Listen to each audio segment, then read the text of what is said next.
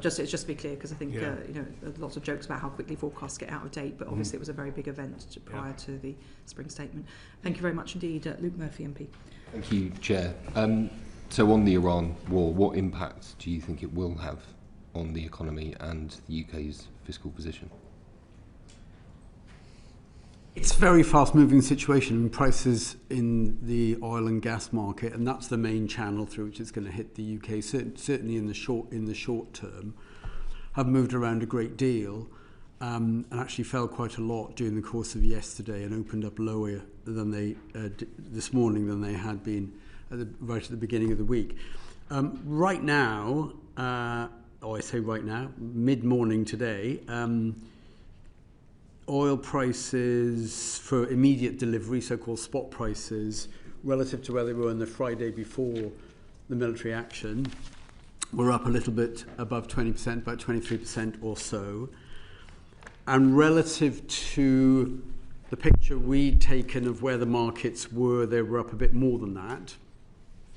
Gas prices mid-morning today were up about 50-55% on where they were just before the American bombing and Israeli bombing began.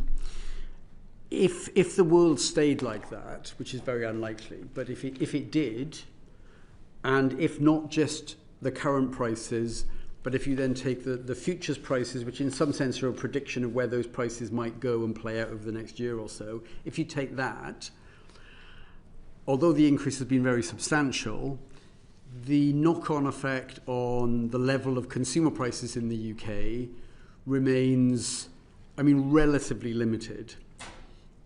If there's no change in the picture on the prices from now on forward, we estimate that something like 1% higher level of consumer prices in the UK by the end of the year. So we had thought, without taking all this into account, that by the end of this year, the inflation rate in the UK might be pretty close to 2%.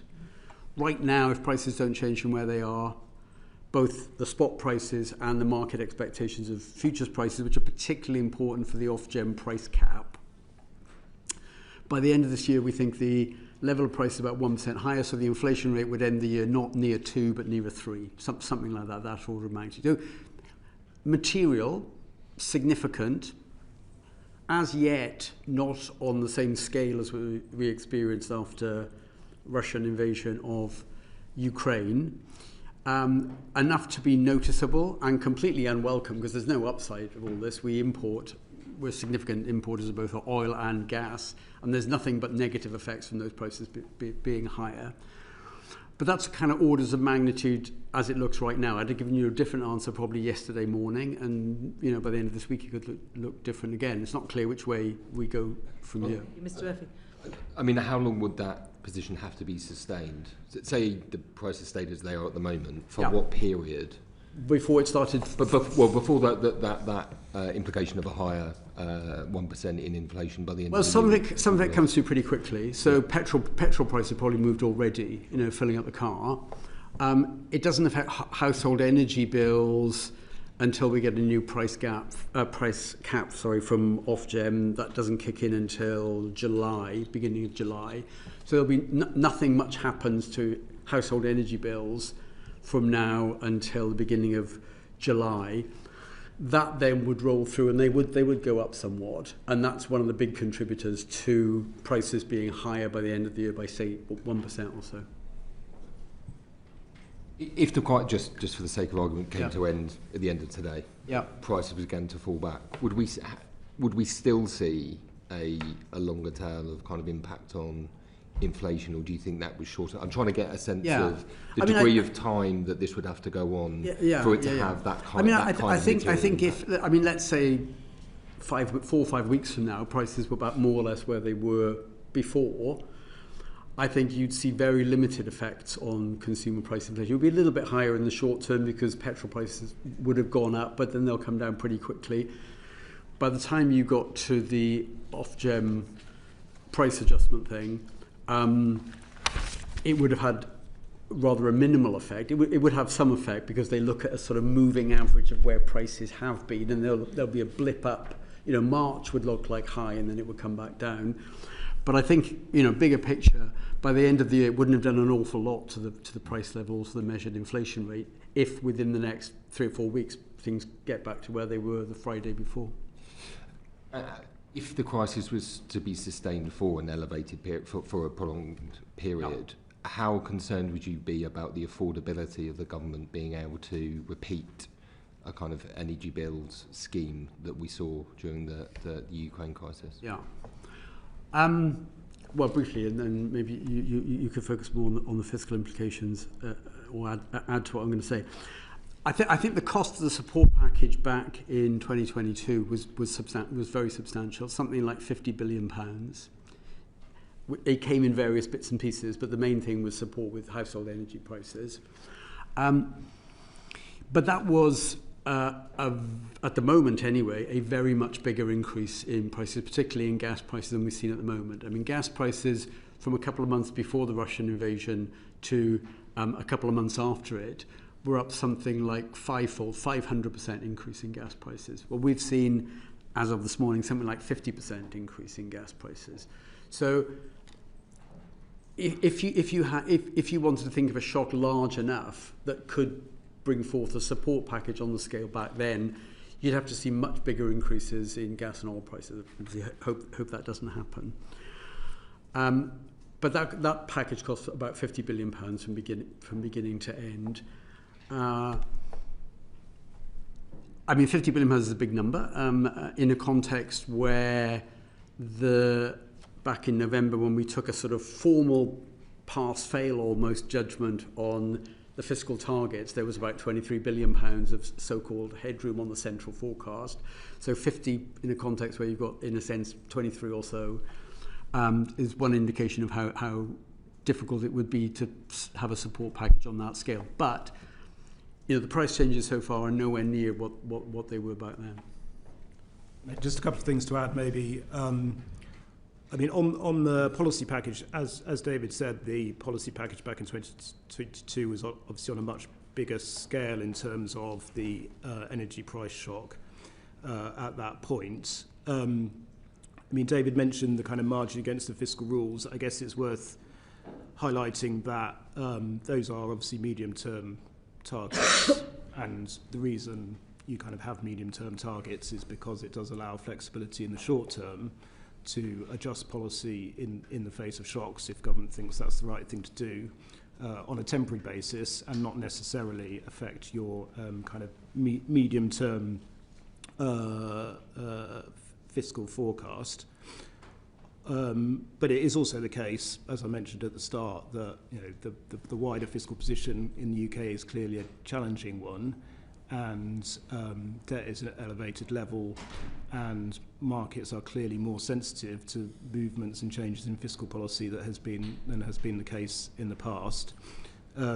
We've had borrowing at relatively elevated levels since COVID, despite the fact that successive governments have had plans to get borrowing down to a kind of more sustainable level. And one reason why they haven't been able to get it down to a more sustainable level is both because we keep getting hit by shocks, unfortunately, but also because governments introduce short-term policy loosening while still trying to stick to a kind of medium-term consolidation. I mean, I guess on that point of the regularity of shocks, so I think there's some research that shows that half of the recessions we've experienced since the 1970s have been a result of energy price shocks. We're particularly exposed in the UK. Arguably, they're becoming more regular. Is there an argument for the OBR, given the quite significant impact these shocks have on the public finances, on inflation, for the OBR to be more consistently forecasting or modelling potential shocks to the economy, what impacts they could have on the public finances, and lastly, the sustainability or otherwise of government policies to respond to those shocks? Yeah, well, I mean, that is something we very much do try and do. So, I mean, it's obviously very difficult to predict when a kind of shock will happen and put it in your central forecast. But by the nature of shocks, that you can't really predict them. So therefore, we in our report have a huge amount of analysis on the potential upside and downside risks to the forecast. And certainly in the past, we've done quite a lot of analysis on the potential impact of energy price shocks on the fiscal position. We did one most recently in March 2024 when there was a bit of an escalation of the conflict in the Middle East at that point, and looked at the potential implications of that for the fiscal position. And we also try and do a lot of that sort of analysis in our longer-term fiscal risks and sustainability report, not just on energy price shocks, but on other areas of potential risk to the public finances. So I think for us, that seems the appropriate way to do it is through that kind of risk and sustainability analysis. It's sort of very difficult to try and predict when a shock will happen in your central forecast.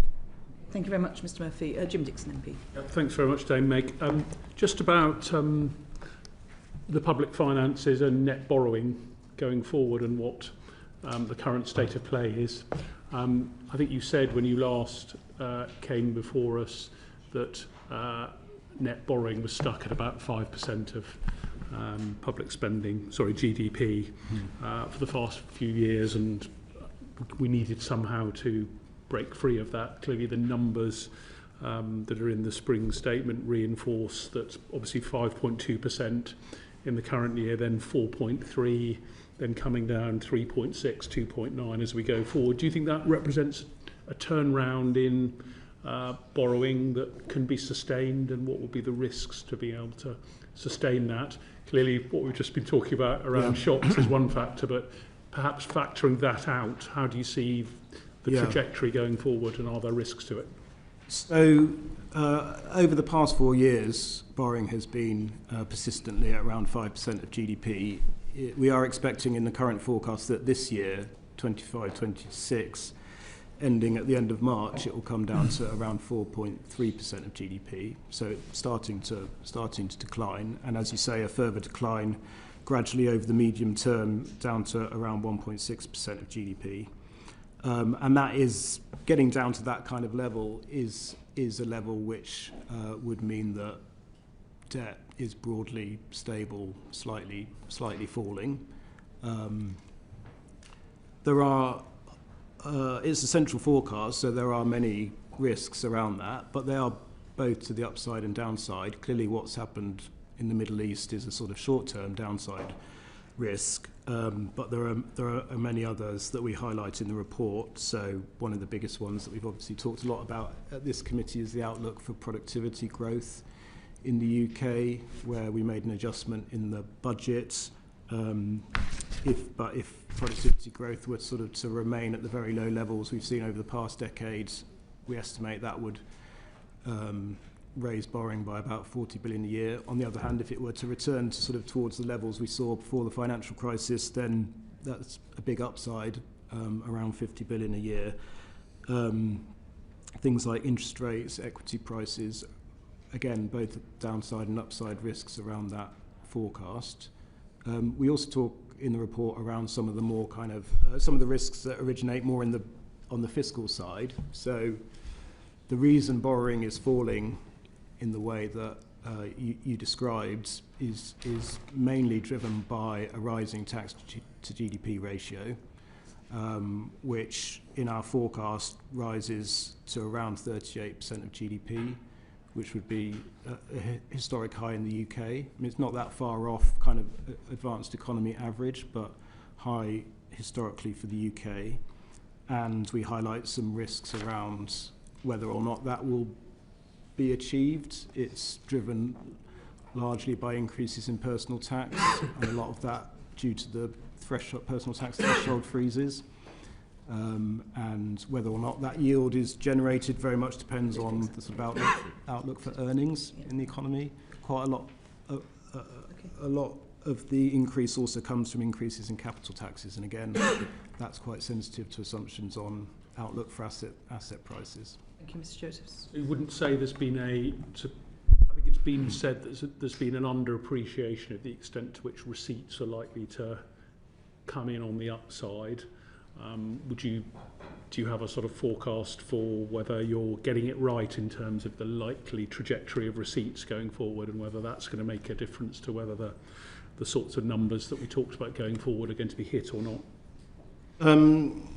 Well, we we were assuming in the autumn budget that we would have quite a big increase in receipts in the final quarter of this year around the self-assessment deadline. And there was a lot of uncertainty around that judgment, but receipts did actually come in pretty close to forecast. In fact, they're a bit stronger than forecast. So sort of in the short term, the receipts forecast has been on track. I'd say over the medium term, it is much more uncertain. It is the central forecast though, so we sort of see, as I say, we see both upside and downside risks around it. Great. And I just wanted to ask you a question about on the spending side with the SEND budget. Yes. Obviously, the government's made a policy decision to increase departmental spending on SEND by about $4 billion a year from 28-29 onwards. Does that decision, since the last budget, ease the pressure on the SEND forecast? And do you think the policy decisions that the government's made around SEND will affect the Chancellor's headroom going forward? So at the budget, we estimated that the pressure from SEND on departmental budgets in 28-29 was about £6 billion. And as you say, the government's announced around £4 billion additional funding from that year on. And it's also allocated some additional funding from within the Department for Education's budget that was previously unallocated. So, I mean, obviously that goes quite a way to addressing that pressure that we previously identified. I think there's definitely still kind of risks and pressures related to SEND.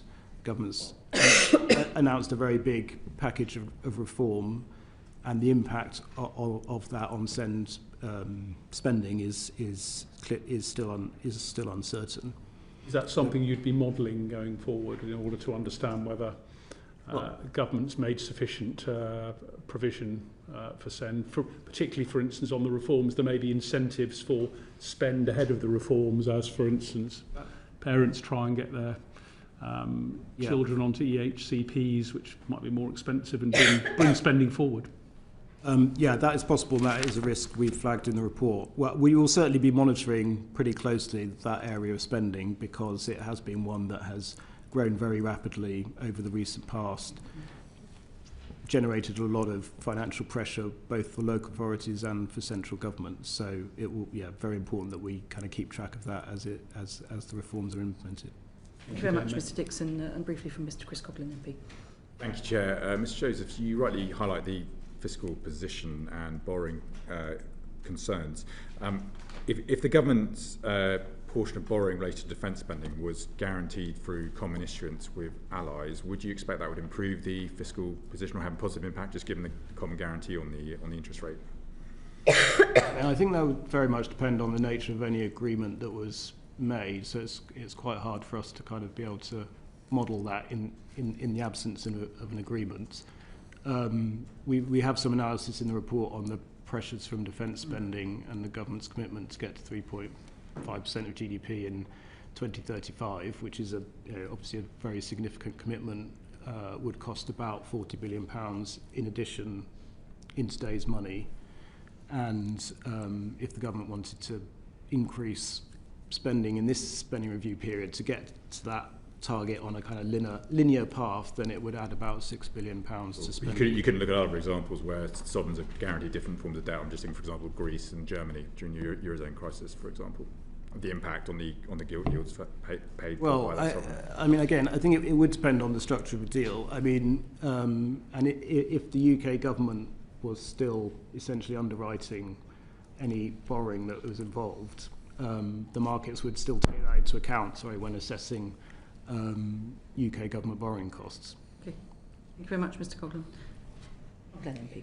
Yes, could I ask a question about the presumptions of spending? I think the government said they want a real terms increase of 0.3% in 29-30. And if you assume that they spend on health at the average level, if they spend on SEND as per the proposals and they make their 3% on defence by 29-30, I think it's been calculated that means that there'll be a 2.5% real terms cut in all other non-protected departments, a gap of about 13 billion. Am I correct in that understanding? So the analysis we have in the report looks at, those 2 years of post-spending review spending plans where the government's just set an overall assumption for total spending rather than departmental plans. And we have analysis which looks at what the implications of that would be for unprotected departments on the basis of commitments on the NHS, Defence, ODA, SEND and mainstream schools. And our calculation is that would mean that for unprotected would be facing real terms cuts of 4.4%.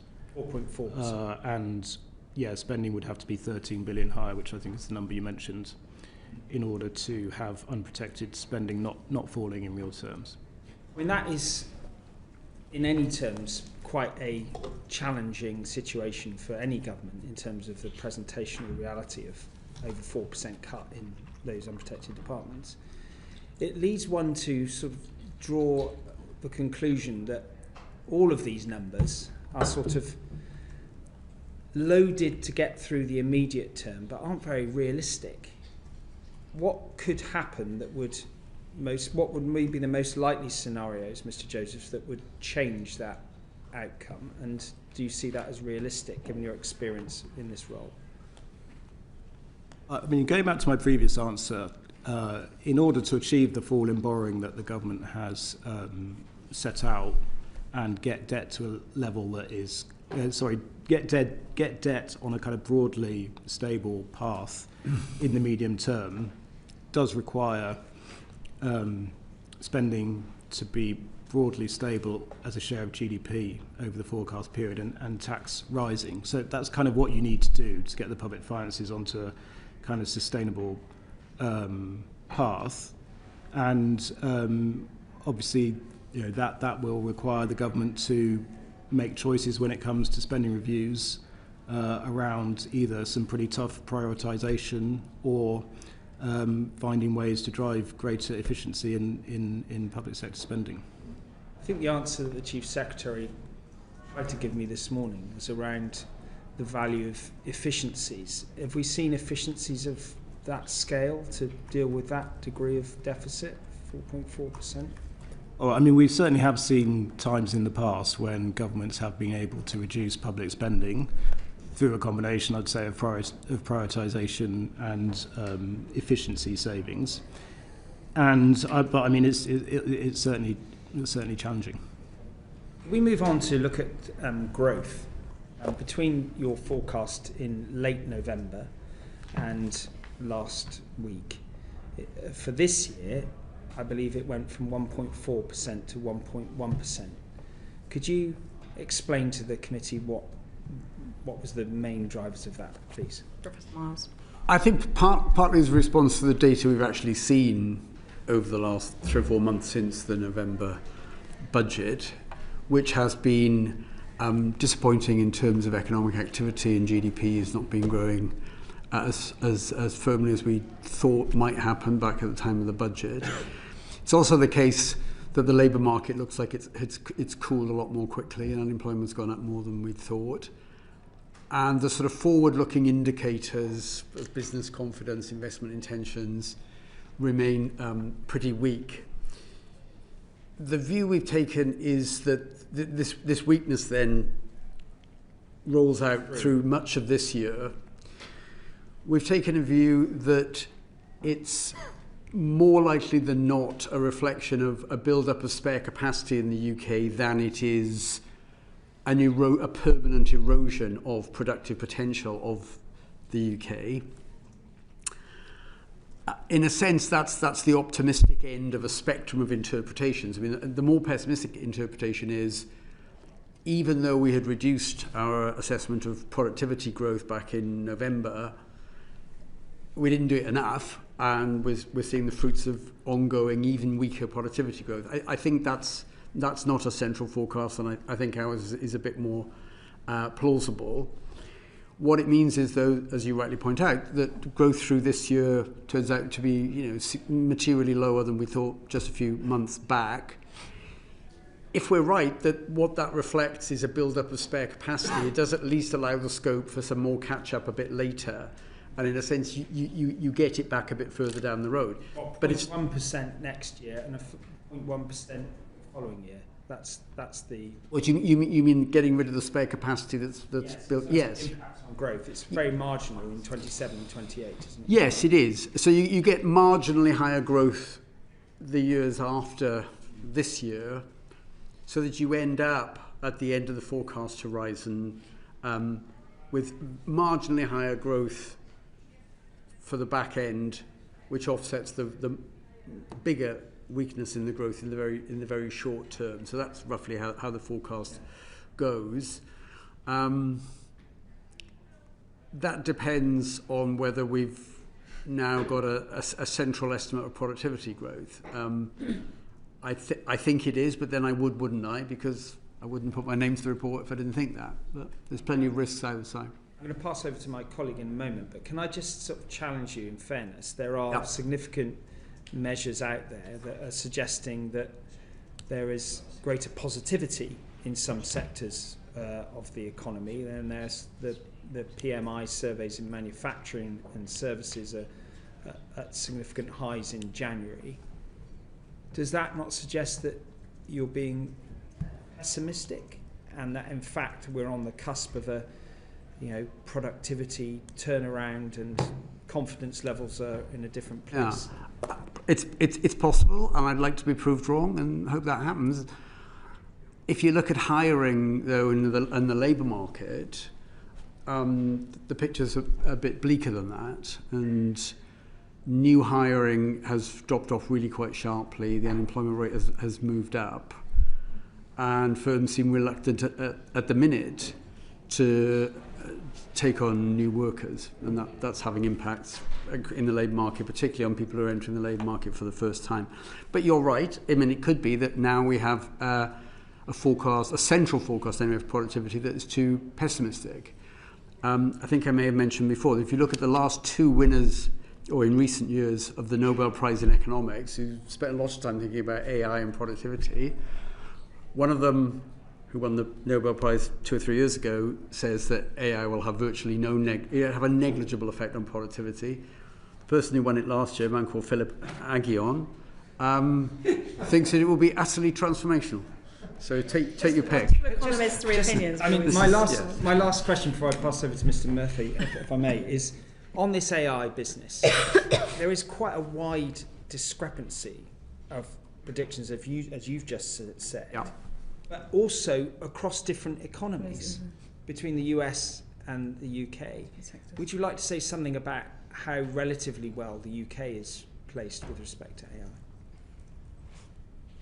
I mean, you're right. It looks a different story in the US and in the UK if you look at the data of the last couple of years, where it does seem to have had a non-trivial positive effect on productivity in the US. It's very hard to see it in the UK, I think, yet. On the other hand, the UK, it could be we're just lagging behind the US, and we've got a relatively large number of people in the UK who do research on AI. We have strong work undertaken in universities, for example, some of the best computer scientists in the world. We've got a very big service sector in the UK, and one of the things about AI that the optimists at least point to is that it has the potential to boost productivity in areas that normally we think don't have strong productivity, which is in services. So that's the latest Nobel Prize winner's argument, Philip Aghion. The one from a few years ago, Darren Acemoglu. Both of those people are very familiar with the UK because they both studied at the LSE and worked at the LSE, half a mile down the road. And some of their work does rely on evidence from the UK. So they just, as I say, draw completely different conclusions about how it'll play out here. Thank you. Thank you very much. Mr. Luke Murphy. Thank you, Chair. I had two follow-up questions. One was just on the productivity point and the work that the Resolution Foundation has done, particularly looking at payroll data. What is your, rather than the labour force survey, what is your assessment of their analysis? I mean, they're right that it makes a big difference, because the labour force survey and the payroll data point to a really different trajectory in the number of people employed in the UK over the last 6 months or so. And the one that shows that there are fewer people working, not surprisingly, if they're using the same GDP output data, you get a stronger picture on productivity growth over the last few months. If you take the survey which shows much lower employment growth over that period, and that's the payroll data. I think it's a bit difficult to feel certain right now which one is more reliable of those two. The labour force survey clearly has very major problems in the past. I think the responses to the surveys from the labour force survey have increased recently, so it is becoming somewhat more reliable. Whether that makes it as reliable or more reliable or a lot less reliable than looking at sort of the payroll data and tax data, I think is a bit hard to judge at the moment. But it certainly makes a difference which one you look at. So do you worry that, having come under some criticism, debate around modelling around productivity and its impact last year, that you could be missing it on the upside? Is that I mean, it may be we made a change just as the data show that we were right before. We just got the timing a bit wrong. I'd actually be, I genuinely would be pleased if that was true. I've got kids who are trying to enter the labour market right now. I'd love it to be the case that productivity went up a lot. So it'd be good if we were wrong. Can I just slightly a related question to growth? There's obviously been a lot of focus on the supply side of the economy, but there are some economists pointing out that actually the stagnation in living standards could be leading to a big issue on the demand side, and that actually if a strategy on living standards was more central to the theory of growth, it could help boost demand and supply. I wondered whether you had, and that the government should have a bigger role in stimulating that through a greater focus on using fiscal capacity to raise people's living standards. I wondered whether the OBR takes a view on such things. Very briefly, I think I'd say that the fiscal capacity is pretty constrained in the UK right now. I mean, we've got debt at 100% of GDP. If you go back to before the financial crisis, it was less than 40, and the Chancellor then, Gordon Brown, said, we'll never go above 40, and now we're at 100. It's been very difficult to try and bring the deficit down from, as Tom was saying, sort of round about 5% of GDP, which is a very high level. Outside wartime, the UK hasn't run fiscal deficits in many consecutive years of that level. So I think the constraints on fiscal policy are pretty severe. Would it be helpful if there was more money available to help people with standards of living and people who are struggling, people struggling to pay bills? Well, yes, of course. I think the difficulty the government's got is that given how much the government needs to borrow, at least over the next few years, to think that you've got scope to spend 20, 30, 40 billion more, which could have a really significant effect, the risk of doing that is that the view amongst the people who you have to persuade to buy the UK government bonds is, well, they're not serious about getting back to a position of fiscal sustainability. Thank you. Thank you very much indeed. Back to John Glenn MP. Yes, could we turn to unemployment? You mentioned in one of your previous answers, Professor Miles, that we've seen high unemployment. I think it's for certain age segments, particularly young people, it's reached quite worrying levels. What do you think about the labour market, what's happening structurally? I mean, there's some people would posit that the increase in the national living wage, the cost of employing people, national insurance, etc., has created disincentives for hiring. But others would say there's been other changes with AI and confidence levels and so on. What's the OBR's assessment of what's happening with unemployment and where it's going to go to next? Well, I think it's pretty obvious in a way, at the risk of stating something that's so clear it's slightly banal, but if there is a big increase in labour cost which is not matched by productivity, that will make some companies hire fewer people than they otherwise would. And there's been a bit of that. And it's partly, we have had quite a big increase in the minimum wage. Wage settlements more generally, not just people who are at the lower end of the income distribution, but just generally have been running at 5.5% for a while now. That's stronger growth than measured productivity growth. So in a sense, there has been an increase in the cost of employing people relative to the extra output companies get from employing people. And it's hard to see that as anything other than a sort of constraining factor on levels of employment. We have taken account explicitly of the movements in national insurance contributions paid by employers, and that's been in the forecast ever since that policy was introduced. You had it as decreasing labour supply by 50,000 in I think it was something like that. So not transformational, not a disaster, but clearly not welcome in a world in which unemployment has been going up. I mean, you're right, absolutely right, about the incidence of unemployment is not equally spread across all groups, and unemployment has become particularly high for young people, and youth unemployment is now at much higher levels than we've seen in the past. There may be a knock-on effect there from the rather substantial increases in minimum wages. Well, that you don't get the same productivity on a younger part of the workforce, but they're obliged to be paid the same amount as everyone else. Essentially, yes. How big a factor that is in isolation from other factors, and you mentioned AI, where I think it is difficult to work out whether companies are substituting away from workers to, in a sense, computers.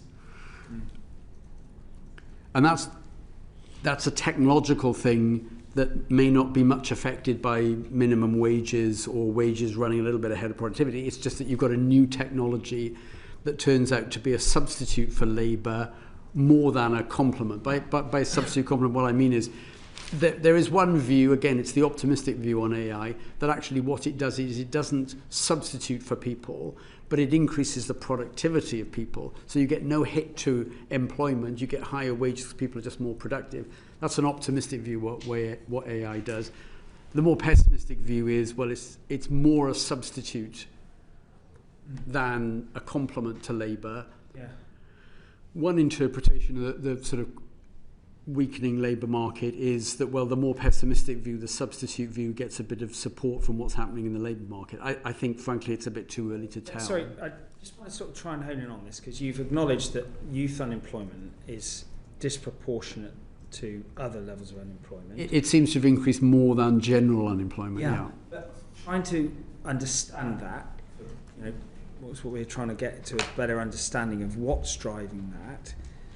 You've had a bit of a discussion about a number of factors. What would be the answer you would give, the official answer from the OBR, in terms of why there are more young people now unemployed? Well, my own view is that one significant factor there is that if companies decide that they probably need no growth in the labour force, or maybe a slightly smaller labour force than they thought before, the natural way, the first move you would make is you'd stop hiring new people, rather than making some people redundant and at the same time hiring some new people.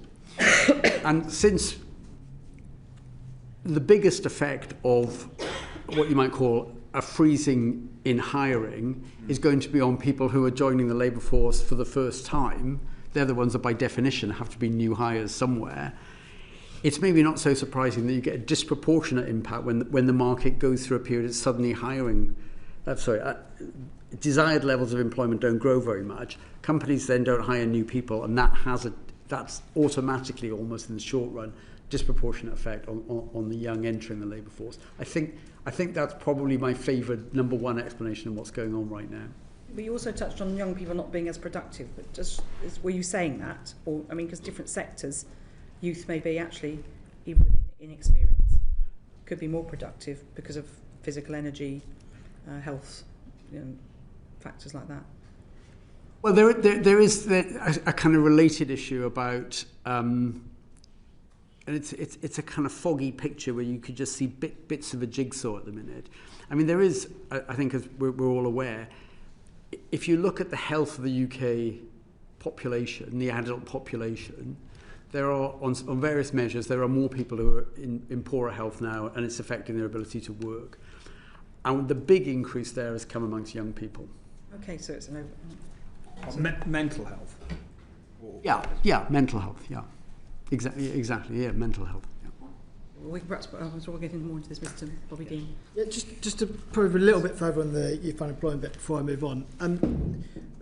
It wasn't just the cost of the labour going up in ordinary terms, in terms of the taxes going up and the minimum wage going up. Yeah. There's also the threshold change, which particularly affected any business that employed a high number of people on low wages.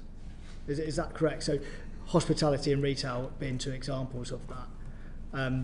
Because of the way the threshold changed, the business decisions might change for them in terms of how many people they want to hire. Because the cost impact. Yes. So, I mean, one way of putting it might be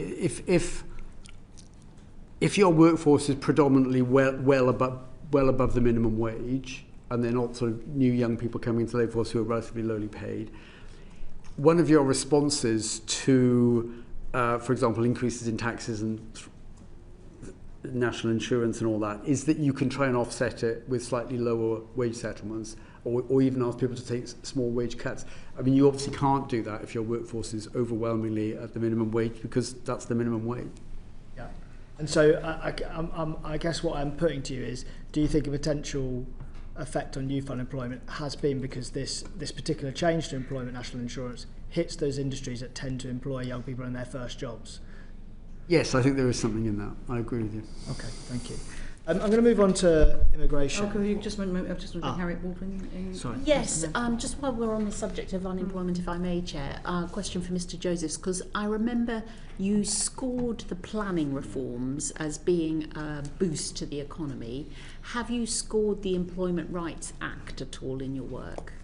No, so we've not yet scored that, on the basis that we talked to both business and employers' representatives, and the view very much is that the economic impact is still very dependent on the outcome of the further consultations the government is doing and the final details of secondary legislation in a number of key areas. I don't think it's putting anyone off in terms of employing anyone at the moment, while it's uncertain. It's certainly creating uncertainty, but we've not in our forecast incorporated any impact yet, and we'll hope to do that once that secondary legislation is finalised. Thank you, Chair.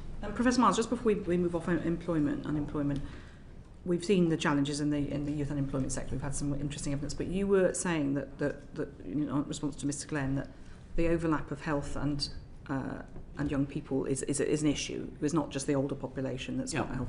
I think so. And you were talking about mental health.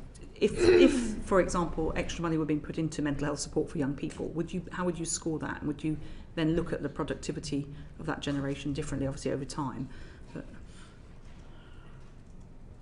I think to the extent that it looked plausible that it would have an impact on the worryingly large number of people who, at the moment, are not in employment or looking for employment because of self-reported and mental health issues.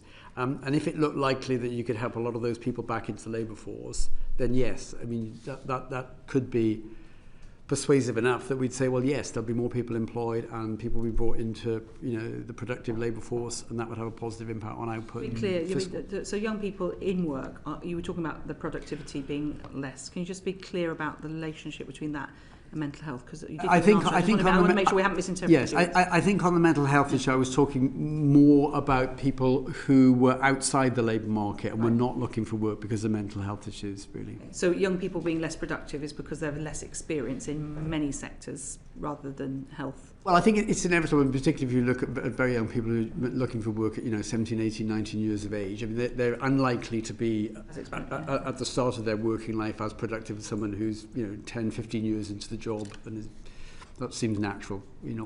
Almost any industry, I think. Except perhaps possibly where physical health maybe make an impact. But Yeah, maybe. Okay, well, I think probably too much to get into it in this moment. I'm going to pass through to Bobby Dean to pick up on immigration issues, Mr. Green. Yeah, thank you, Chair. The OBI has lowered its forecast for net inward migration between now and 2030.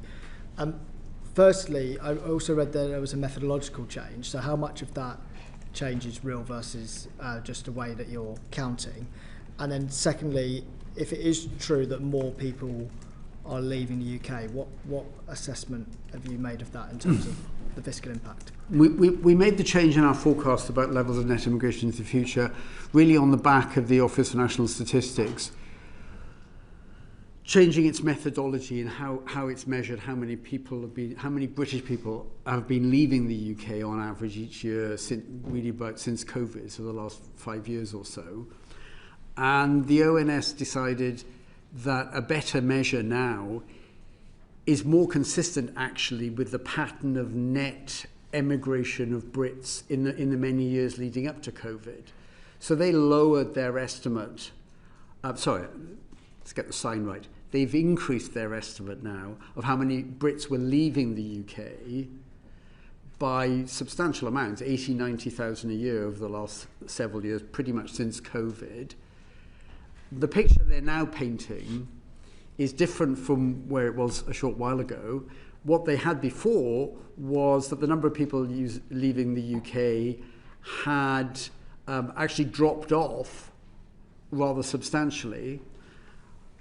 Now they think that 70,000, 80,000 more people had been leaving the UK net. That is British people. It now looks like pretty much a straight line for the last 10 years. We thought the natural response to that would be that looks less of a puzzle actually than what the ONS had before, which made COVID look like a watershed in how many Brits were leaving. So we've adopted their newer numbers and said that imagine the future now looks more like that.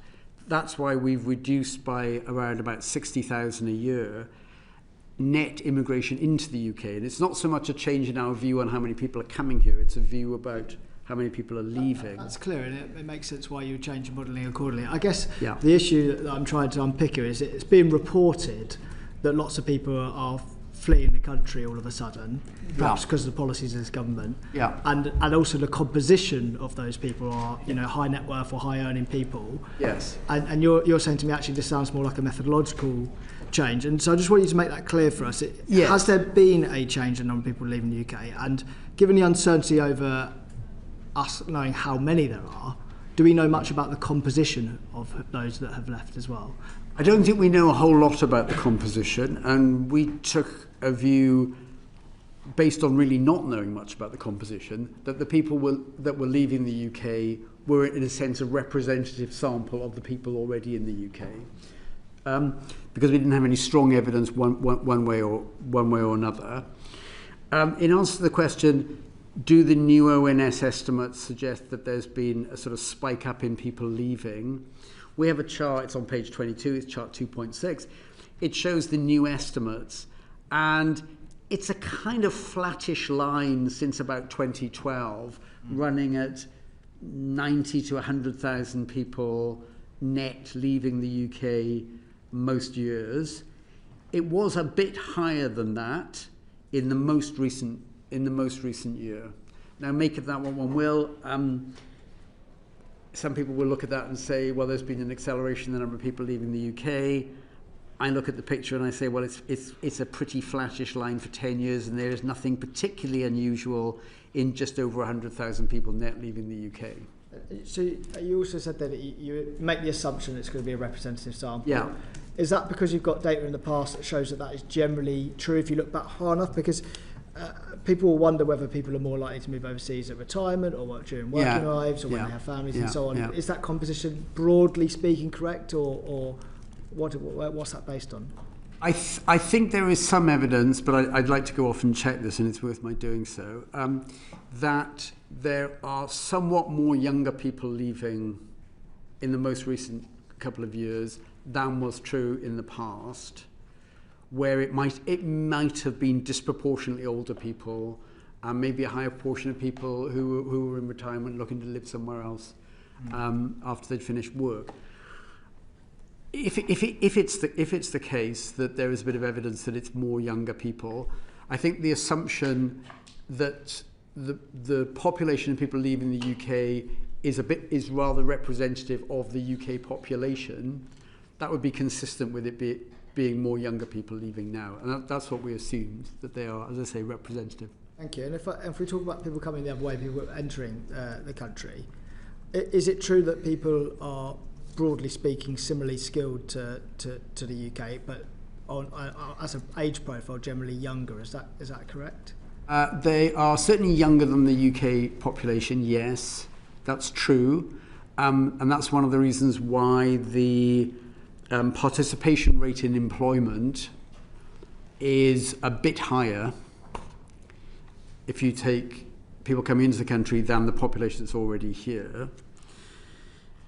In terms of wages and qualifications and such, I think there's a big spread amongst the people who are arriving in the country. I mean, some in recent years have been working in relatively low-paid sectors. A smaller proportion are very highly paid people. I think that's one of the reasons why, in trying to work out what's the fiscal impacts of potential changes in immigration into the future, it matters the type of people who are coming every bit as much as the raw number. And obviously, you know, as we all understand, it makes a huge difference whether you're looking at people who are coming into the UK, bringing some dependents, maybe earning less than average UK.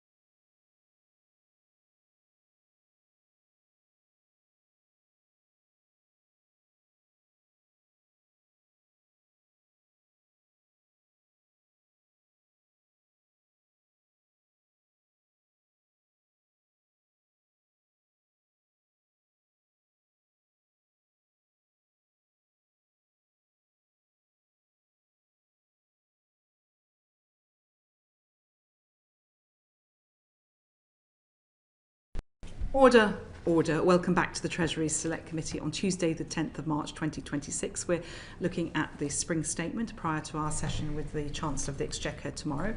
And we're delighted to welcome a panel of expert economists to discuss various aspects of the Spring Statement and the state of the British economy. We've got in front of me, from my left to right, Dan Hiley, who's the Senior Economist at the Institute for Government, Helen Miller, who is the Director at the Institute for Fiscal Studies, Hetal Mehta, who is the Chief Economist at St James's Place, and Dr. Amrita Sen, who's the founder and director of Market Intelligent Energy Aspects, and specifically very knowledgeable about the energy situation that we face. So I'm going to start, if I can, with Yuan Yang MP. Muzi. Thank you, Chair. There was a lot of discussion at the last autumn budget about there being too much media speculation, too many measures in the works. We've had also a lot of media criticism after the Spring Statement that there was not enough news from the statement, that there was not enough new policies announced. What do you think is the optimal pace for new fiscal announcements at either the autumn budget or the Spring Statement? And what do you think is the optimal way of spreading those throughout the year? Is there such thing as not enough news? I'll go to Ms Miller and then to Mr Hiley. Great, thank you. So it's definitely welcome that we didn't see the level of speculation in the run-up to this fiscal event as we saw at the last one, because, as has been discussed much in the past, that speculation in and of itself is damaging because people, firms, individuals change their behaviour in anticipation of what might be to come. So I think it's welcome that we didn't have that. I'm not sure there is an optimal, I mean, we can make different cases for different setups. I think my personal view is there is a case for a second forecast. I think it is good for public debate, for scrutiny, that there is information about the state of the public finances. I think it's a little bit odd that the second statement comes just 3 months after the main fiscal event. I think that's a hangover from the old days where there was a pre-budget report in the autumn and then a budget in the spring. The kind of events got switched, but the timing didn't switch. So I think you could more easily make a case for a second forecast that was maybe at the 6-month point in the middle of the year, or maybe even closer to the budget as a kind of here's a first look at the forecast, let's all debate it, then have the forecast. So I think one could adjust the timing and move it further away from the budget.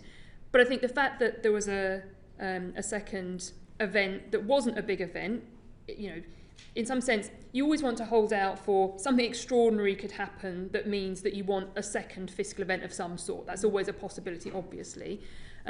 We've become accustomed in recent years to lots of big fiscal events. They don't need to be all big. So I think the fact that this was one that didn't have lots of news in it, although I note there were some policy changes between the last event and this one, the fact there weren't lots of changes, in my mind, doesn't mean that event was a failure. I think we should be okay with the idea that we get information that we can use, and that then we wait for the next event. Thank you, Ms. Yang. And Mr Hiley, anything to add? So I completely agree with everything Helen said. I think the specific dilemma that we've seen in previous years was the government rushing forward policy changes to try and hit changes in the OBR forecast. I think we didn't see that this time. I think that was really welcome. I think it's partly because of the way the OBR forecast moved, but I think that that dynamic, not having that dynamic driving policy making in quite that way is really positive this time round. Totally agree about the timing of the two forecasts in the year. I think we've said in the past that if we can't get out of this dynamic of the government chasing its forecasts with kind of rushed policy making, then you have to look again at whether two forecasts is the right choice. But I agree with Helen that kind of having they don't need to be big events, these forecasts, but there are real benefits in terms of transparency. And Mr Hiley, would you agree with the Chancellor that there should be a higher bar for there to be more fiscal announcements in the spring, i.e. that we should try to be aiming for one big set of announcements in terms of policy changes a year, in terms of stability, or do you think actually it doesn't make much of a difference how many events there are? I think a single main fiscal event in the year where most of the policy making is done, I think that makes particular sense on tax policy changes. It's not about not making any changes outside of those fiscal events. The government has to be able to respond to events. But I think concentrating in that way is a really sensible way of being able to see kind of fiscal policy across the piece and understand which direction the government's taking and to be able to coordinate across an agenda. And how does the number of events and forecasts we have compare to other countries? Do we have more, fewer, about the right amount, would you say? And then Ms Miller? I think sometimes every country is a bit different and do things a bit different, and the whole process can be different. I think most countries have kind of a second set of forecasts so that there's information. they don't all have a second fiscal event, but countries differ a little bit, and they differ in terms of the role of Parliament and when things are announced. And I think we stand out a little bit in having, or we got into it having these big 2 fiscal events that was big fanfare around them that became all of this. We were sort of waiting for the Chancellor to pull rabbits out of hats, and that's not something that every country does. Thank you. Thank you very much, Ms. Yang. Luke Murphy, MP. Dr. Sen, I wanted to focusing particularly on the impact of the Iran war. Could you set out your view on what the current impact is on both oil and gas, and which one is more affected? Yeah, I'm happy to. Thank you for having me. Obviously, I'm sure most of you are aware the war, what that has led to is effectively a closure of the Strait of Hormuz, even though officially it is not shut. Just for kind of context, that's about 20% of the world's oil flows and gas flows. That kind of passed through it, so LNG and oil, both impacted. Asia is far more impacted. About 90% of Asian crude imports pass through the strait. And it's not just crude oil, it's a lot of oil products, so the diesel and the jet kerosene and gasoline that we consume. LPG, cooking fuel, that's a huge part of what goes through that as well. So overall, if you're looking at numbers, it's about 15 million barrels per day of crude oil, about 5 million barrels per day for products, LPG, and gas between Qatar and UAE is about 85 million tons equivalent. So it's about a fifth, call it, for pretty much all of these kind of big commodities. The UK in particular, the good news is it actually doesn't import any crude oil. That's good, but jet kerosene is a big part. 36% of jet kerosene does come through the strait because it does import a fair amount of that from the region. There's a few other products here and there, but still 10% or less, so not too worried about that. LNG is about 4% of kind of what goes through the strait. But still, I think what I would highlight is that what has happened, and this is something everybody in the industry has feared for 40 plus years, and now that it is here, my struggle here right now is that I don't think the industry quite knows how to handle it. We are currently looking at north of 6 or almost 7 million barrels per day of outright production shut-ins. If I just go back to when the Russia invaded Ukraine, and I remember, we were getting questions similarly, Russia's exports are about 4.5 million barrels per day. So what we've shut in today is going towards doubling of that, just for context. And 15 million barrels per day in terms of the crude oil that moves. Yes, there are some diversions, but we are talking about similar levels to what during the peak of COVID we needed to reduce, when demand fell. Similar, it was about 20 million barrels per day. So I just wanted to give that context around how big it is in terms of the stranded elements when it comes to oil and gas and what is stranded right now. There, of course, isn't an end in sight as we see it right now. We are assuming this can continue at least this week. It could be longer than that as well. Of course, it depends on both sides. High energy prices is a pain point for the US government, for sure. And I think you can see maybe the US coming out with slightly narrower objectives now with what they actually want the end game to be. And maybe that allows the conflict to end a little bit earlier. The trouble, of course, is that even if there were to be a ceasefire, what does the new normal look like? We don't think that's going to be the old status quo, because shipping, we can go into that if there's questions, but war insurance, like no shipper just wants to go through it, right? What if there are these sporadic attacks? So bottom line is it is extremely inflationary, and we are going to see that. Obviously, for Europe, gas matters more in terms of the electricity. For the oil side of things, yes, Europe gets from the Middle East, but much more is from the region itself, right? Europe has its own production. West Africa produces a lot and gives it to Europe, US as well. So there are alternatives. It's Asia that is seeing the biggest impact. But because oil and gas markets are global, it's not that Asian. Sure, there are certain Asian prices that have gone up, but all of us are seeing the impact. The last thing I would say is which is very concerning, we are already seeing certain countries, by certain countries I mean China, India, the two biggest exporters of products, and Thailand. Security of supply is now at the forefront of their minds. They have already come out and said, not an outright ban, but they've already told refiners, please don't export products, keep it for ourselves. This is a huge thing. China is a massive exporter of products. India is a big exporter of products, and we all in Europe, we buy diesel, jet fuel, naphtha from these countries.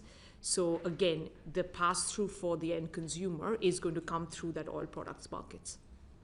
So essentially you're saying there are medium to long-term impacts, regardless of, even if this were to end tomorrow, that we now would need to factor in, although we don't necessarily know what all those implications are. Is that fair? I think I'd go with the latter, which is we just don't know what it looks like. I would not assume that just if it were to end tomorrow, we just go back to what we were, say, end of February. I think there will be a lot of caution. And again, I go back to security of supply will become so paramount, especially when you've got, China, India, Korea, Japan together, about 70% of their imports come from the Straits of Hormuz. So suddenly they're going to look at this and say, okay, we need alternatives. We need to look at our own security of supply very differently. And they will all take measures which just mean that you're going to have a bit more of hoarding potentially from Asia that has implications for what's going on over here.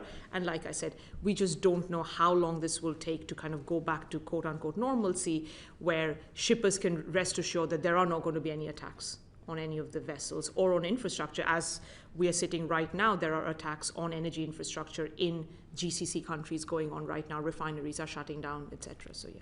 Beyond oil, do you have a view on the kind of the broader basket of products that we're going to see kind of inflationary impacts in? I think someone talked about fertilizer. Yeah, so gas, but I think that's what I'm saying. I think gas probably has a more immediate impact, and we've already seen in some of these countries fertilizer costs. I mean, obviously gas is a huge input to it.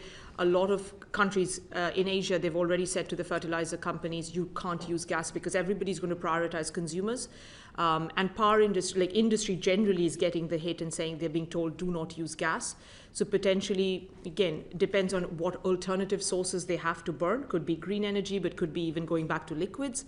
The other thing we are kind of going through and doing the work now is the second order effects. Look at Taiwan, for instance. The chip manufacturers, gas is their biggest source of power in terms of the generation fuel, right? So suddenly, do you get those second order impacts where you start to halt factory production because of you're not getting enough gas from the Strait? So those are the things we're looking at. So it's not going to stop at the energy level. It's going to go to the next level where if industry is being hit, which it is, absolutely, I think you're going to start seeing that, not straight away, right, but in a month or two. How do you think this crisis reflects on the UK government's current medium to long-term energy policy of moving to clean energy? Do you think that has validated that in some way? Or? I mean, look, what I'd say is, at least the numbers we do and the way we do the analysis is we've always been big believers that all forms of energy are going to be required. I think the notion that we're going to go into peak energy demand has been proven to not be working out. Even the IEA came out and kind of changed their tune on that. When you have such levels of demand growth, I think it's going to be very hard to just focus on one form of energy, be it green or be it oil and gas. I think you will need all forms. And I think for us, it's more about let's decarbonize. If you're going to use hydrocarbons, decarbonize it. And then you can, of course, on top of that, use the green energy that's required. But using green energy as baseload at times like this is also a problem because, again, if the wind doesn't blow, for instance, you then have the other issue of then having to use gas, which is going to be much higher price level. So there needs to be a much better balance across the board. So in our previous panel, Professor Miles from the OBR suggested that if this was prolonged, we could see inflation rise to 3% by the end of the year. Do you think it's too soon to make modelling assumptions around that? And then I'll direct that to you, and then Ms. Miller, if you could say a bit more about what you think this implies about the kind of public finances and inflation in the near to medium term. Yeah, I'd say it's probably a little bit too soon because I know it feels like, I mean, everybody's, I'm sure, up 20 hours a day right now, given everything that's going on, but it has been a week, right? And a week and a bit. So I would say, look, if this continues through March, then yes, we need to talk about it because, again, it's the feedback loop through all the different supply chains that we talked about. We are going to see an impact. And I think the one thing I will mention is that gas prices and oil prices both, we were going into this era of gas, everybody was talking about this global glut, lots of projects coming online.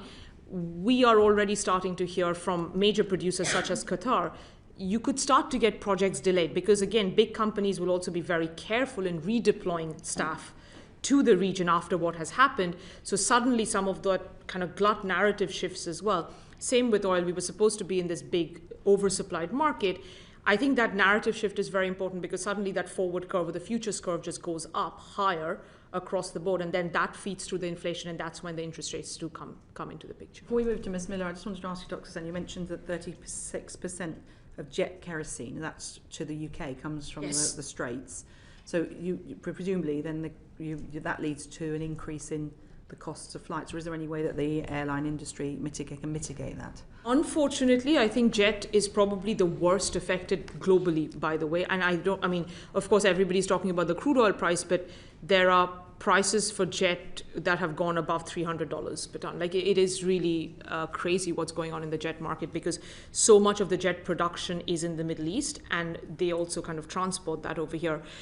It is not going to be possible to meet that jet demand through other sources because part of it is because Asia also produces a lot of jet fuel, and if they are not getting the crude oil to make that jet fuel, that's going to have an impact. So I'm expecting quite significant rises in airfares.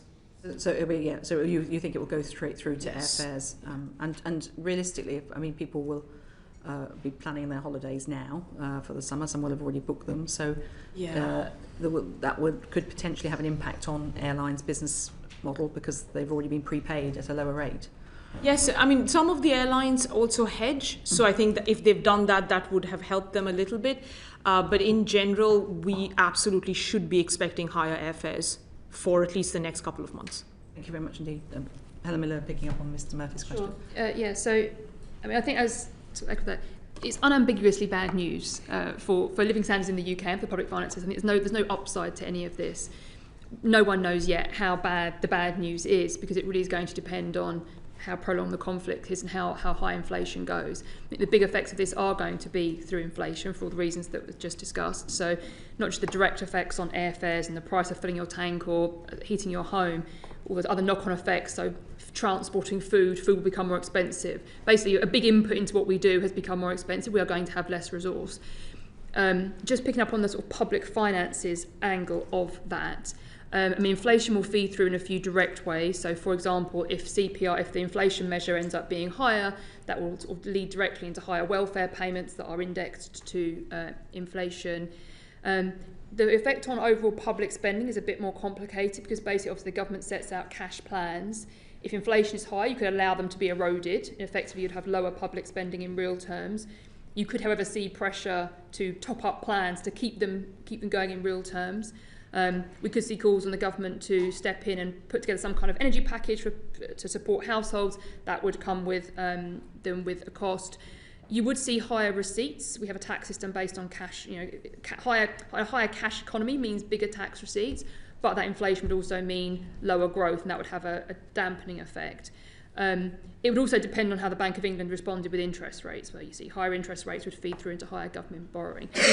Looking through all of it, the big picture is that if it is sustained, we are poorer, and the government's either going someone's going to have to bear the burden of that, whether it's people directly, people through higher taxes to pay for higher spending, or lower public spending. I think how that washes out depends on both how bad the crisis is and how bad the increase in prices, and the choice the government makes basically as to how to distribute the pain of that. Thank you very much indeed. So moving to John Glenn MP. Yes, can we... Sorry, you and Yang, did you want to come? Did you need to yes, briefly Dr. Sen, I wanted to ask you, you last came to speak to this committee at the start of the Ukraine war, when there was also another global energy shock. Do you see that the UK economy is in a better position to weather those shocks these days than it was 4 years ago? And if not, what more do we need to do to change that? I think in general, most countries, I would say, including the UK, have done a lot more and learned a lot from the Russia-Ukraine crisis in diversifying a lot of kind of energy. But again, the imports still are from very similar countries, right? That hasn't necessarily diversified, but we do get a lot more energy from the US now, which has been definitely a change because they've been increasing their production. The challenge, I think, unfortunately, for this time around is that we have never seen something like this. On a volumetric basis, this is the biggest disruption in the history of the energy market. So, you know, even if the UK has done better or worse, it doesn't matter almost, is kind of what I'm trying to say, given the scale of what we're seeing. But again, I go back to what I was asked earlier. I do think a balanced grid is a better outcome, and rather than relying on one or the other. It's not just kind of going green, it needs to be a balance of everything, given the shocks tend to, you know, this is not just an isolated industry. When you hit one, it kind of cascades to all the other bits and pieces as well. Thank you. Thank you very much, Ms. John Glenn MP. Thank you. In the previous panel, you'll have heard that we heard the evidence from the OBR about the presumptions around where spending will be towards the end of the period. I think for the unprotected departments, a 4.4% cut. I think the IFS states that for next year's spending review, there's an assumption around day-to-day departmental budgets growing by 1% per year over 3 years.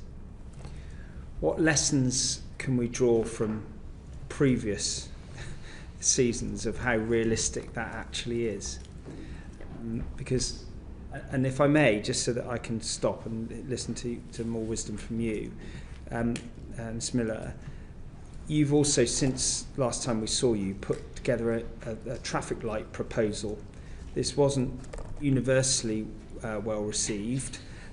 We had Mr. Hughes say that it would give the opportunity for people to, I think he used the word target or target shop. I think you'd like the opportunity to respond to that. Sure, thank you very much. So on the first one about public spending, I mean, I think it is worth saying that the governments really do have choices here. So spending overall is still planned to grow in real terms. There is no inherent law of the nature that says that governments couldn't stick to that, right? That would be a choice.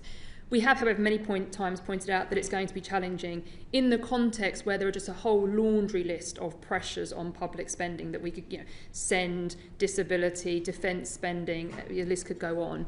And the public finances already have some pretty punchy assumptions about productivity improvements that may or may not come off. So I think in the context of there are lots of pressures on the state, that does look pretty ambitious. And again, if we saw a government trying to increase defence spending, doesn't have to, but if it did, that will clearly put pressure elsewhere.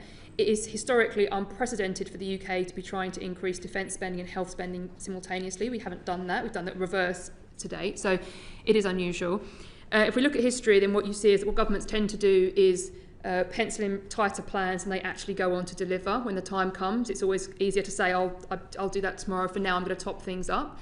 So I will not be in the least bit surprised if that happens. That's not saying that's not a prediction. I'm going to say it is within the government's power to follow through on their plans. It will be a choice to deviate, not a certainty. But history suggests that that would not be at all surprising. On the traffic light proposal, I think there's sort of two different bits of that. So we published a piece of work a month ago or so, basically talking about the fiscal rules and the fiscal frameworks and highlighting what we saw as problems with that. We said very clearly at that point that there is in our minds, no optimal fiscal framework. There are pros and cons of different approaches, they come with different trade-offs, and in some sense the context really matters. We have a fiscal framework that I think is under-delivering, not just because of the precise rules that have been written down, but because of the norms that have grown up around them in some sense. And therefore, into that debate, we put a set of proposals for a different system. I'm happy to debate the pros and cons of that.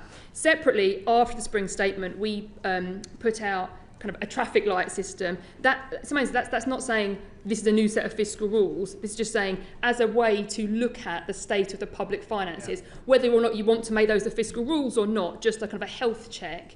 And what we're trying to do there is to say, I think changes in forecasts invite all of us to focus on what changed in the forecast. What I wanted to highlight was that actually the forecast itself is still the big news here. And the changes are small relative to the underlying story, which is that debt is high, borrowing is high, the interest costs are high, the current public finances are vulnerable. And to tie back to your original question, they do look better, the traffic lights go greener at the end of the forecast if you think the government is going to deliver on its plan to get borrowing down very, very starkly. If we didn't see that, then you'd have a set of traffic lights in our version that were still, there's lots of reds and dark oranges there. So we were really trying to display to try and move the debate beyond the just have we got any headroom, yes or no, to that broader picture of the health of the public finances and sort of remind people that actually we still are in a pretty difficult position.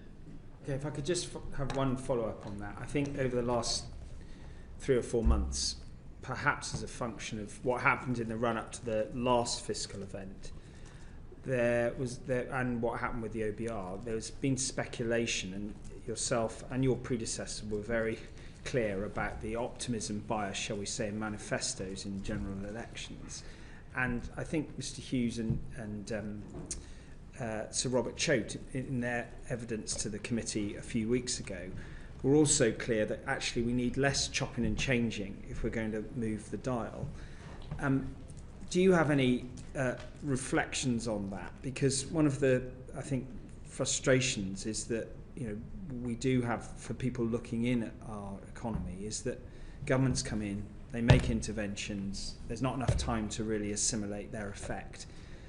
Do you think your proposals would help with that? And what other things could we look to ensure that we have a more rounded and sort of authoritative view of public finances that will withstand that short-termism?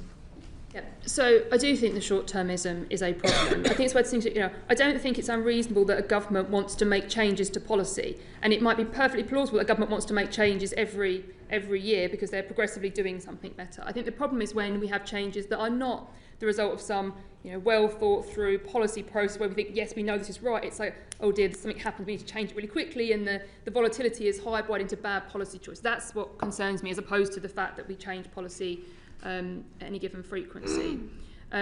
What we were arguing is that given, and it's not really a statement necessarily even about like the fiscal rules in abstract terms, that given the debate we are currently having, where it's been laser focused on this headroom number, and the debate has descended into those two numbers, it's kind of it's to the expense of other things. The argument is, would it be nice to break out of the equilibrium and try something that actually shone a light on the broader set of things? So I think a traffic light, again, there is no optimal here in my mind. There are just pros and cons. Our argument is that a traffic light kind of system would naturally lead you to realise that there were more things to focus on. And in some sense, it would be harder to game it because you might be able to game one, but trying to game a list of indicators would make it harder. But I think what we need, whether you use a fiscal traffic light system or something else, we need to get to a place where everybody is focused not on a given headroom number, but on the broader picture of debt is high, borrowing is high, debt interest costs are high. How are we going to get in a position so that those things are better, so that if shocks come along in future, we're better able to respond to them? Thank you very much indeed. Could I move to Ms. Mehta on the gilt yields that we see in the UK? They're the highest in the G7. Please could you explain to us why that is? Sure, thank you for the question. I think there are a number of factors that move gilt markets, and one thing that's really important to think about when we do international comparisons is actually just people focus a lot on, say, the 10-year gilt yield and just compare that to, say, Bund yields in Germany or Treasuries in the US. We also have to think about what the risk-free rate is in all of those countries. So the ECB policy rate, for example, in Europe is significantly lower than it is here in the UK. That needs to be taken into account. There are also currency impacts that need to be taken into account. So when our investment team actually strip those factors out, the UK doesn't look particularly, in terms of gilt yields, don't look particularly high compared to other peer countries. It is true that gilt yields have risen, in absolute terms, as the pressures on borrowing, pressures on inflation, and that's something that is being priced in, and the fact that the Bank of England may struggle to cut interest rates also feeds into that. But actually, on the kind of more comparable measure, actually gilt yields look broadly in line with other countries. So So essentially you're saying that the analysis and the commentaries are quite superficial. They don't take account of the real value, relative values across different jurisdictions. Yes, it's a kind of crude measure. Many market commentators and economists will look at a kind of quick and easy measure for comparability, and the calculations involved to actually strip out those other aspects can be a little bit convoluted. But yeah, it's an exercise certainly worth doing if you want to have a more credible look at the of what's considered the inherent kind of issuer risk. So do we think the UK government risk as an issuer is more significant than that of another country? Thank you. I may just move to Mr. Hale and talk about the effect of the... Mr. Hyde. Ms. Hale, I'm so sorry. Could I ask about the dynamics of our processes in the UK and the effect that the OBR has had? I mean, it's been... there was a lot of discussion about the dynamics between the Treasury and the OBR in the run-up to the autumn budget. What do you see in the way that the OBR's dynamics have evolved with the Treasury, and are we in the best place? Well, I think in general, since the OBR was formed, the relationship with Treasury has been pretty good. I think we've benefited from the OBR having access to government data in a way that previously we haven't had to enable scrutiny of what the government's fiscal plans are. I think coming off an autumn where clearly some of those relationships were strained, I think it's the quieter process in the run-up to the spring forecast has clearly helped.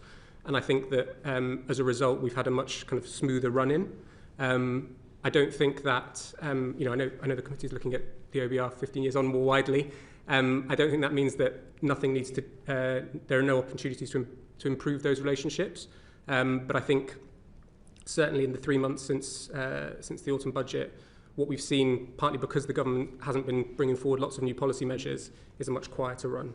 I recognise that. I think everyone would say that. It was a pretty difficult situation before the budget. But I just mean in terms of perhaps more fundamentally about the Treasury's forecasting function when it has to live within the OBR's almost determinations.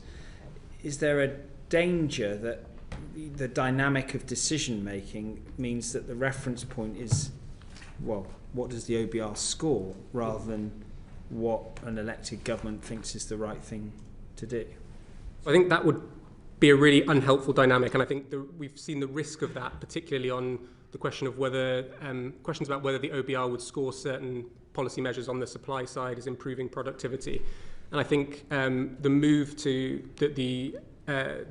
increase the level at which the OBR is willing to look at supply side scoring is probably very helpful in terms of focusing, in terms of moving away from a situation where internally within government the Treasury is looking for policy ideas that might be able to get over this line and be scored. And only do things over 0.1%. Exactly, right? To raise that threshold from where it was before and to have some other criteria kind of in addition to that qualitatively.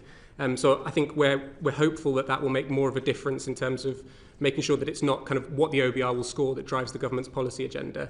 There's also room within the Charter for Budget Responsibility and in general for the Treasury to disagree with OBR judgments and to set out why they think that's the case. And I don't think it's... so I think in general the OBR isn't kind of in the position of driving government policy. It's a set of government choices, and therefore the government can choose to diverge or even at the limit change how the system works, frankly, if they don't think it's delivering what they want from it.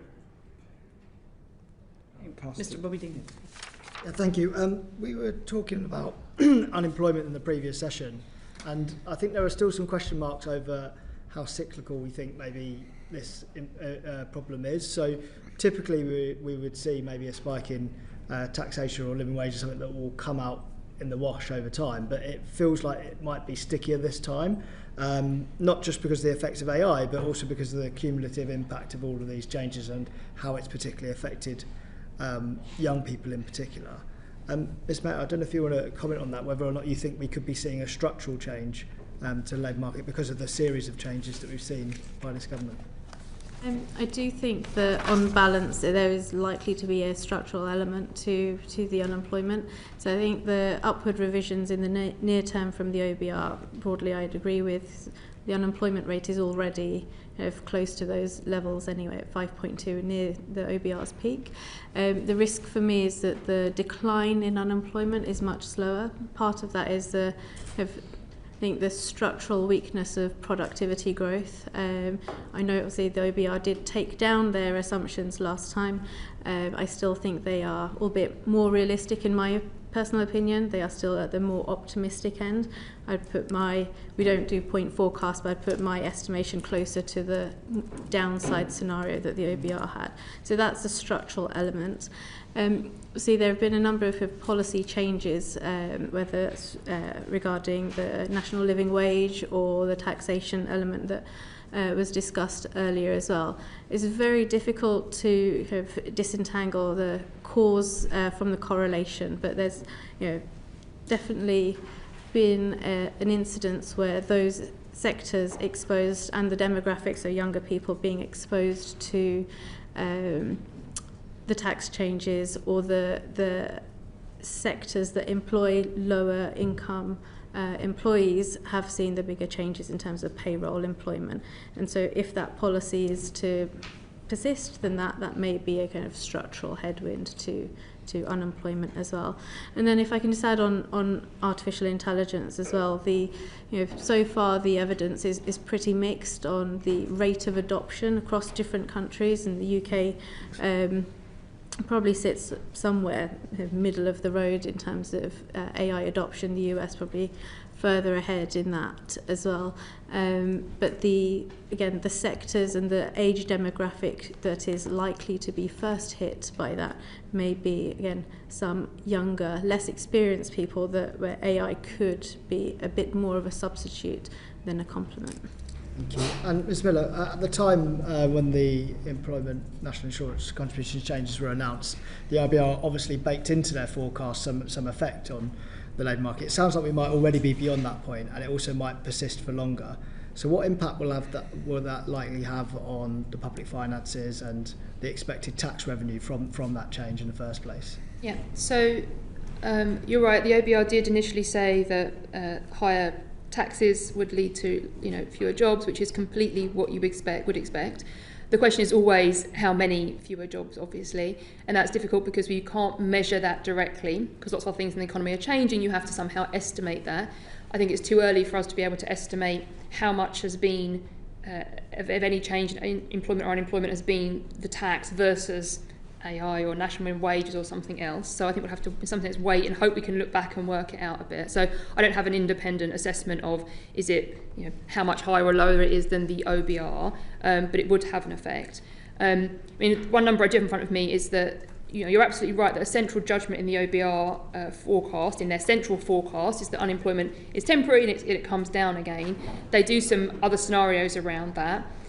If unemployment settled at, say, 5.5%, and if that was because of the higher labour costs as opposed to something else, then they estimate that borrowing could be around 21 billion higher by the end of the forecast period. So that gives you a sense of scale of, if it wasn't temporary, if there was some structural element related to higher labour costs, that would have a material effect on borrowing that you would have to do something about in some sense. So I think the answer is we don't know yet how much of it has been employment related to the tax cost directly, but this stuff matters, and it matters obviously for the people involved directly. It matters unemployment, but it matters for the public finances too.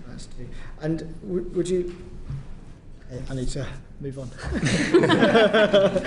All under her control. No, that's right. So you may have also heard commentary about immigration figures as well. They've recently been revised. Do you have any views on what the sort of real activity of immigration is right now, and what impact do you foresee that might have on the public finances? And if I can squeeze in my second question straight away, with the proposed changes to the immigration system in the UK, what do you think the sort of medium and long-term impacts to the public finance would be of those? Yeah. The short answer is I don't. I think that, my main takeaway is that the UK needs better data on these things. We have a real lack of information about the composition of people who've come to the UK, the composition of people who are leaving, and clearly the composition is going to matter hugely. It really matters whether you have people who are, low skilled and young versus retired. Who's leaving matters a huge amount. So what I would note is that given that the OBR changed, as was discussed earlier, its forecast based on the ONS revisions. I would expect the OBR to be looking at inward migration, not just numbers but types of people, because that obviously affects the forecast. We at IFS are going to do some work over summer trying to get a better pitch from the data available, but I think it's an underlying sort of missing data problem that we don't have great data available. So now you can piece together some things from surveys, some things from administrative data, kind of more creatively perhaps, but I think the fundamental issue is the UK needs better data on who's here, who's coming, who's leaving, so that we can have more informed debates about kind of underlying policy choices, but also about what any policy choice would mean, because obviously it will matter depending on which skills visa you have, and who you constrain is going to have a huge impact on the public finances. Thank you very much, Mr. Dean. Dame Harriet. Yeah, leads right into my question, really. It seems extraordinary when there's so much anecdote about, a millionaire leaving the UK every 45 minutes and, a giant exodus of wealthy people, that there doesn't seem to be any data about this mix of net migration and the amount that people are paying. And you're saying that you haven't been able to find any data on that. Yeah, so I think there is some data out there from some surveys, and as I was talking about earlier, part of the problem is that surveys haven't been doing wonderfully recently, so there's sort of a lack of trust in surveys.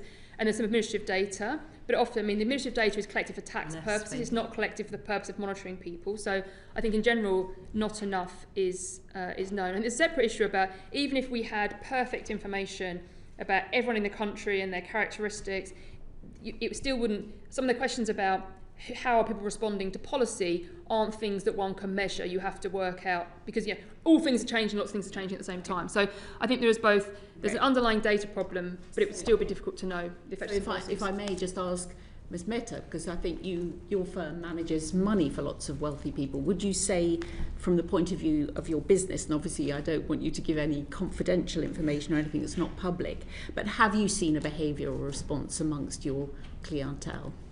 We haven't got that data, haven't got any kind of insights into whether our clients are moving abroad. I would echo what Helen said around the data. I also note that I think HMRC said that it will be in the 2027 self-assessment data when we'll get a much clearer idea of whether people have moved in response to the tax changes over the last year or so. So no, we don't have anything specific on that. But it is worth saying that the I guess the kind of broader uncertainty around tax policy is something that, like all uncertainty, is bound to have some impact and behavioural unintended consequences. And have you seen any behavioural changes to the non-domiciled tax changes at all? Again, don't have anything specific on that. Okay, moving on then to another subject in terms of the Institute for Government's analysis. One of the things that was in the statement last week was that another 1 million people of pensionable age who rely exclusively on the state pension will be brought into paying personal taxation because of the thresholds being frozen.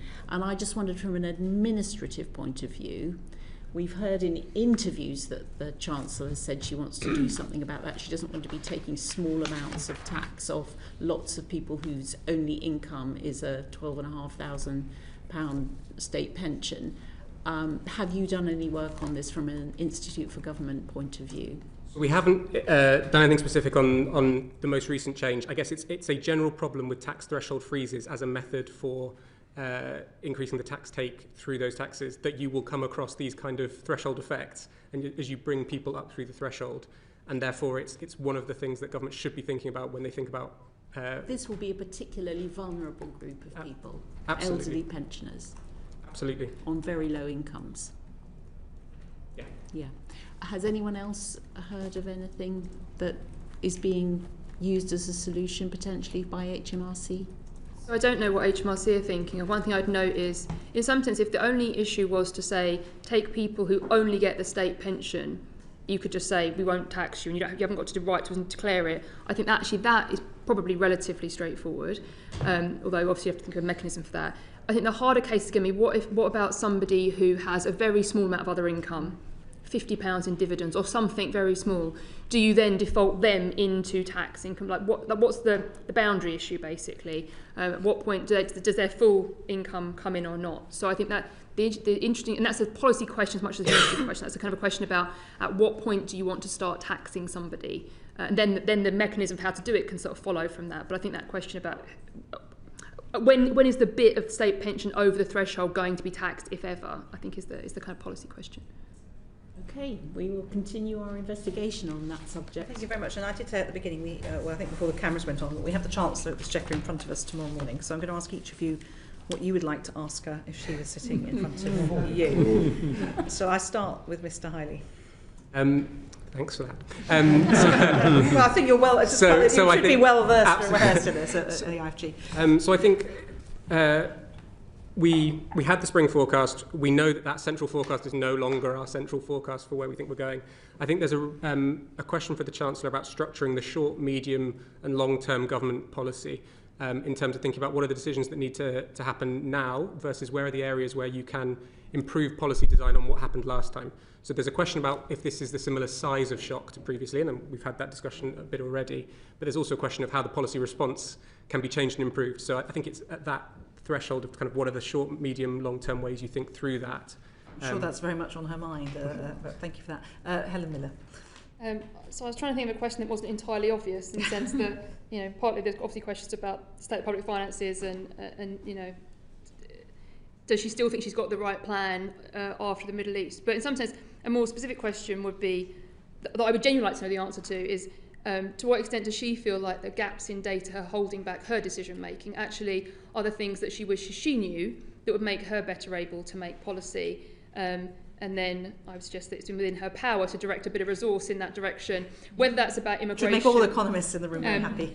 No, actually, I think a lot of this is not about economists. I think actually it's about much more fun. It's about people who go for it. And whether it's about immigration or whether it's about having the data that if you think in the winter you want to be making a big energy support package, I'm not saying they should, but if they did, spending a bit of money now to collect the data that would allow you to target that package, so it could save billions of pounds in the winter. So why not now think about getting some smart people collecting some data? So yeah, I'd have a nerdy data question. I think we're in the nerdy camp together then, Ms. Miller. A lot of us here around the table. Rachel Meta. I think for me the clear thing is that obviously agreed that there's been far too much focus on one specific fiscal headroom number, but it's really to understand the extent to which tax versus spend versus kind of growth policies. What's the pecking order? Should there be a shock and that fiscal headroom, that buffer is eroded? What is the menu of options? In what order would the Chancellor actually try to tackle it? And I'm sure she's thinking about that, Dr. Amrita Sen. I think I'd focus on, in terms of where my remit sits, is how is she thinking through the energy cost and the pass-through mechanism, especially if this goes on, what does it look like for the winter for households? I think that will be important. And I also do echo what everybody said over here. I work in an industry where I would have said London in particular had a huge number of energy, like oil, gas market participants, whether it's traders, hedge funds, etc. Talking to pretty much all of them, they are in the Middle East somewhere these days, right? So it's happening. The data would be very, very crucial to that, because otherwise, how do you make the measurement about, okay, are we actually net gaining or losing from these tax changes? Well, thank you very much indeed. And I thank our witnesses very much indeed. That's Dan Hiley from the Institute of Government, Helen Miller from the Institute of Fiscal Studies, Rachel Meta from St James's Place, and Dr. Amrita Sen from the Market Intelligent Energy Aspects. Thank you very much indeed. So thank you as well to our colleagues at Hansard for recording this. Transcript of both sessions will be available on the website uncorrected in the next couple of days, and thanks to our colleagues at Bowtie for the broadcasting. Order, order.